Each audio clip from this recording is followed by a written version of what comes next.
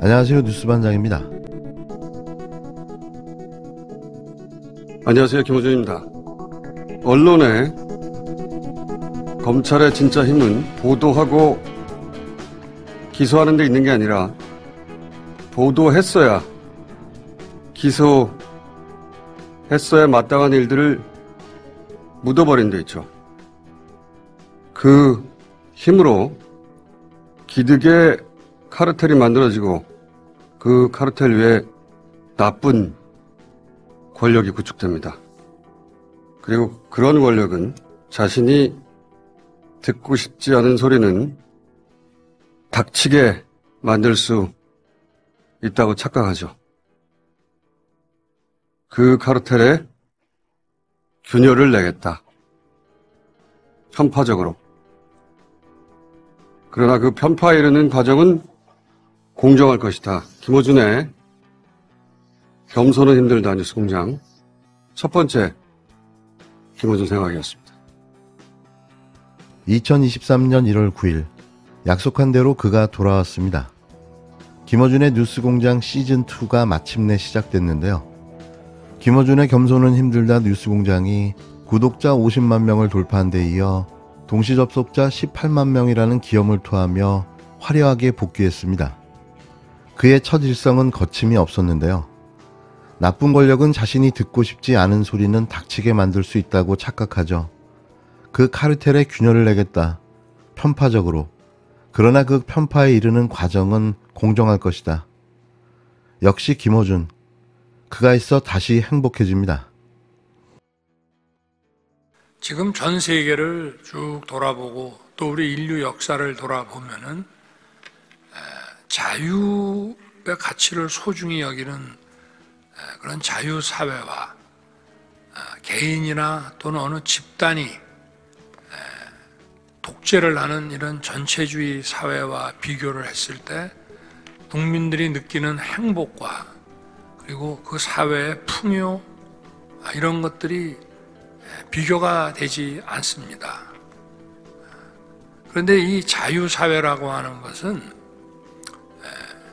한 사람 한 사람이 제대로 된 교육을 받고 또 문화적 소양을 갖춘 그런 사회, 그렇게 해서 지성이 지배하는 사회, 이게 되어야만 자유사회라고 하는 것이 성립이 될 수 있습니다. 지난 6일 2023년 교육부 문화체육관광부 대통령 연두 업무보고에서 윤석열 대통령의 마무리 발언입니다. 횡설수설, 종잡을 수 없는 아무 말 대잔치, 이 믿기 힘든 말들이 과연 일국의 대통령이 할 말인지 이해가 안 되는데요. 어디서 정리도 안 된 개인의 개똥 철학 같은 이야기를 공식석상에서 아무렇지도 않게 떠들어대는 걸까요? 지금이 봉건주의 사회도 아니고 짐의 말이 곧 법이라고 생각하는 걸까요?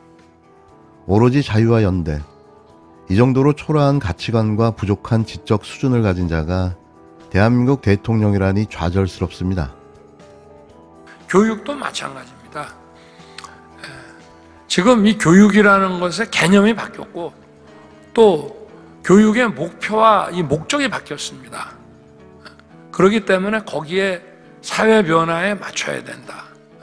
디지털 심화 시대에 맞춰야 되고 그리고 지식을 배우는 그 교육에서 문제를 해결하는 교육으로 바뀌어야 되고 저는 지금 교과서도 제가 자녀가 없다 보니 그 아이들 뭐 이런 교과서를 본 적이 없습니다만은 교과서가 이렇게 그 과거와 같이 소위 강의식, 지식 전달식의 교과서는 이제 퇴출돼야 된다고 생각합니다.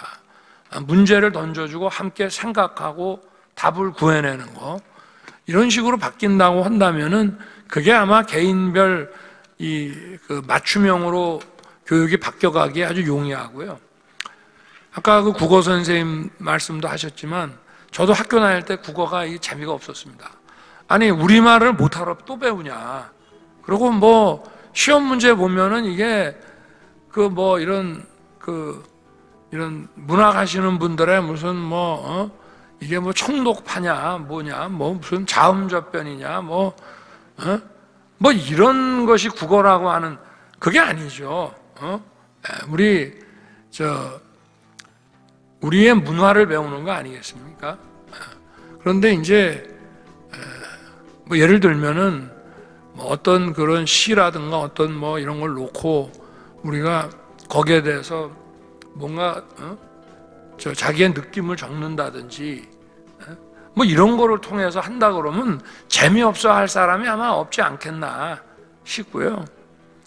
그리고 좀 예를 드는 겁니다. 오늘 나온 김에 뭘 더 기대할까요? 특히 윤 대통령의 발언 중 그의 무식함을 적나라하게 드러내는 말들이 충격을 더해주고 있는데요. 대체 무슨 말을 하려 했던 걸까요? 이쯤 되면 번역기를 돌려야 하는 수준 아닙니까? 자녀가 없다 보니 아이들 교과서를 본 적이 없다. 강의식, 지식 전달식 교과서는 퇴출되어야 한다. 문제를 던져주고 함께 생각하고 답을 구해내는 이런 식으로 바뀐다면 개인별 맞춤 교육으로 바뀌는 것이다. 국어가 재미가 없었다. 우리말을 뭐하러 또 배우냐? 청록파 배우는 게 국어냐? 국어는 우리의 문화를 배우는 것이다. 거침없이 쏟아낸 추상적이다 못해 형이상학적이기까지 한 괴기스러운 논리와 막말들. 다시 들어도 이해가 안 가는 일국의 대통령의 발언인데요. 다시 묻고 싶습니다. 대체 무엇을 이야기하려 했던 걸까요?